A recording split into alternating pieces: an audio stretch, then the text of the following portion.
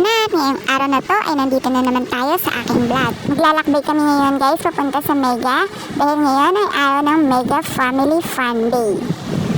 Super exciting nito mga kanat-nat dahil biruin ninyo sa loob ng 12 years na nagtatrabaho ang mister ko sa Mega ay ngayon lang nagkaroon ng Family Fun Day ng ganito. Tingnan niyo mga kanat-nat, sinira na naman nila yung kalsadang buo dito sa may amin. Pagka buo yung kalsada, sinisira nila. Pero pag sira, ayaw naman nilang buuin. Oh, overthinking na naman kayo. Siyempre, dahil family fun day, kasama namin yung aming dalawang anak. 4 yan guys, kaya lang, 2 lang yung pwede isama eh. Uy, may nahagip na artista. Hulaan nyo guys kung sino yan. Mga kanat-nat, nandito na nga tayo sa event place ng Mega Family Fun Day. So, syempre, kailangan muna natin magpa-register. Ipaparegister naman natin muna yung ating mga pangalan. So, anyway, naka-register na nga pala guys. So, lalagyan na lang tayo ng name tag. So, ayun mga kanat-nat, yung aming mga name tag. So, tigi-tigisa kami dyan. Syempre, nandiyan yung pangalan ng mga anak ko. Nakalagay sa kanilang mga name tag at ididikit natin sa kanilang mga damit. So, syempre, kasama din yung akin.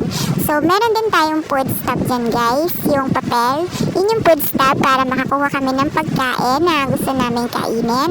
So, syempre, nauna na dito yung taho. Tapos, meron din ditong lugaw. Meron nga din pala ditong pandesal guys na meron palaman ng mega tuna. Napakasarap din guys. Syempre, gawang mega. Meron nga din palang photo booth dito guys. So ayan, nagpa-picture muna kami bago ang lahat ng aking family. Tapos meron din kaming cheering squad guys. Panoorin nyo na lang at pakinggan nyo na lang kung sino ang mas magaling.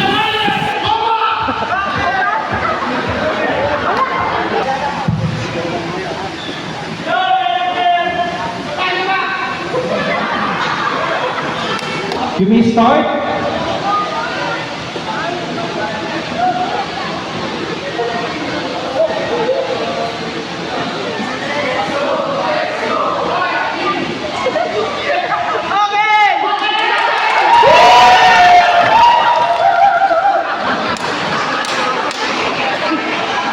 Okay, one more time.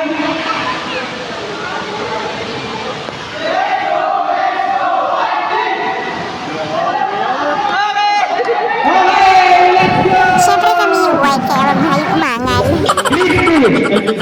So una nga naglaro dito guys yung mga bata. So naglaro sila ng squid game na red light, green light. Green skip. Red skip.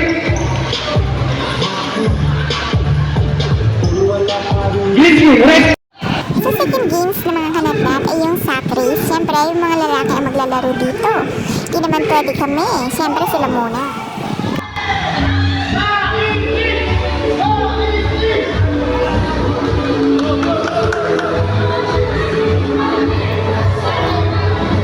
Ang magaling po ng mga boys natin, parang nalalim na yung tuwal.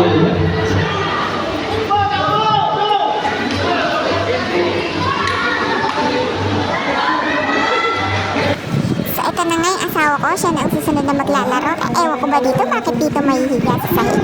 Pwede naman sa bahay mahiga. Bakit ba dito nahiga sa sahig? Ay nako talaga naman oo. Ayan. So kailangan kasi lagi kang kakain ng balot para malakas yung tuhod mo. Pero kailangan talaga guys ingat kasi madulas tong flooring nila tapos yung sako. Kaya talaga dapat kailangan doble ingat tayo ha. Okay po yung game committee, please raise your hand kung sino po yung mauunang team. Okay ha?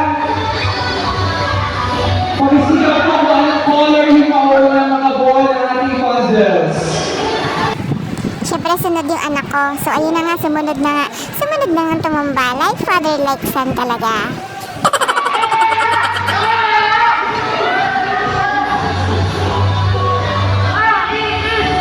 So ayan, dahil wala nga mga exercise tong aking family, ayan mga nagsipagtumbahan.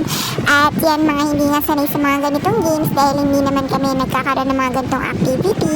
So ayan, yun lang ulit nagkaroon ng ganito. Tapos wala silang mga practice. Kaya ayan, tuloy ang nangyari. Kahit alam namin na may dehado na kami sa games na to, tuloy pa rin yung mga teammates ko.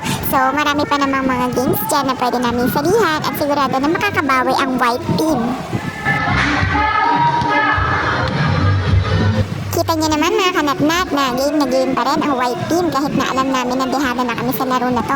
Siyempre, ganun talaga ang buhay. May mananalo, may matatalo. Konti na lang! Isa lang naman ang pinaka-importante sa mga ganitong palaro, guys. Siyempre, ang pinaka-importante dito ay huwag ka mandadaya at maglaro ka ng naaayon sa iyong puso. At kung ano lang ang iyong kaya, yun lang ang iyong ibigay. Siyempre, mga kanat-nat, kitang-kita naman kung anong resulta. Talo kami. Ang pagkakasunod po ay blue, black, red.